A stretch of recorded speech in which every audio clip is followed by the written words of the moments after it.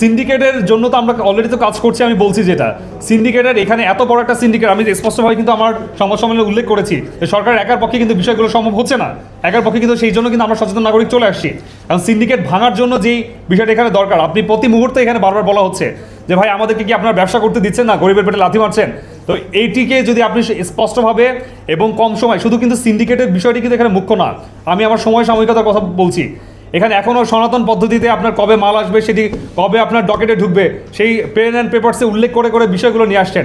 আর যেটিকে বহির্বিশ্বে সম্পূর্ণ অটোমেশন প্রক্রিয়ার মাধ্যমে করা হচ্ছে, এখানে তো আমাদের টাইম ম্যানেজমেন্টও তো আমাদের বুঝতে হবে। সিন্ডিকেট তো সে তো অর্থের বিষয়ে আমি চলে আসলাম, কিন্তু টাইম ম্যানেজমেন্টের জায়গায় যদি আমি চিন্তা করি, সেক্ষেত্রে কিন্তু আমাদের অটোমেশন বা এই সিস্টেমটা কিন্তু আমাদের আনার জরুরি হয়ে পড়েছে। এই প্রশ্নের জবাব আমি আগে দিয়েছি যে মূলত আপনি এইভাবে বললে আমি এই গভর্নমেন্টের, এই সরকারের জুরিসডিকশনের মধ্যে রেখে আমি কোনো কাজে আমি করতে পারবো না।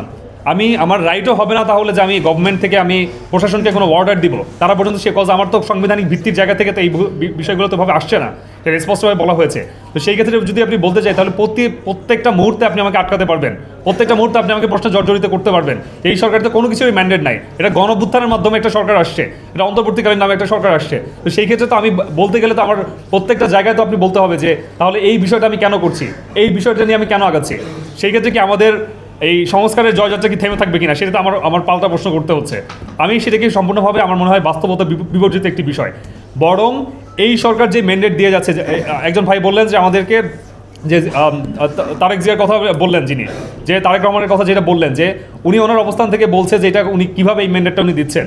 তো আমার তো মনে হয় যে পরবর্তী সরকার গভর্নমেন্ট যারা গঠন করবেন তাদের উচিত হবে এই বিষয়টিকে আরও সামনে ত্বরান্বিত করার জন্য কাজ করে যাওয়া, এবং সেইটার জন্যই তো মূলত আমাদের এই গভর্নমেন্টের অবস্থান থেকে তারা এই বিষয় নিয়ে চিন্তা করছেন যে পরবর্তী গভর্নমেন্টের সামনে এগিয়ে যাবে।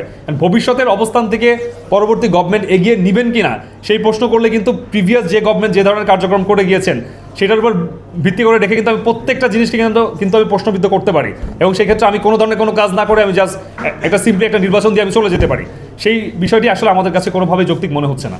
আমি স্পষ্টভাবে বলতে যাচ্ছি 16 দিন, যেটি 16 দিনের জায়গা থেকে এটি 2 দিন বা 4 দিনের নামিয়ে আনা সম্ভব হচ্ছে, সেটিকে কেন আমি 16 দিনে রাখবো এবং কেন এটি বলা হলে আমাদের পেটে লাথি মারা হচ্ছে, এই ধরনের কোনো ন্যারেটিভ দাঁড় করানো হচ্ছে, সেটি আমার সম্পূর্ণভাবে প্রশ্নের সম্মুখীন রাখছে। এখানে একটি কথা বারবার বলা হচ্ছে, ল্যান্ডলর্ড পোর্ট মডেল অনুসরণ করে গভর্নমেন্ট তাদের নিজের করায়ত্ত করেই এই কাজটি সম্পন্ন করবে, অর্থাৎ সরকার ভূমির মালিক এবং নিয়ন্ত্রক হিসেবে থাকবে।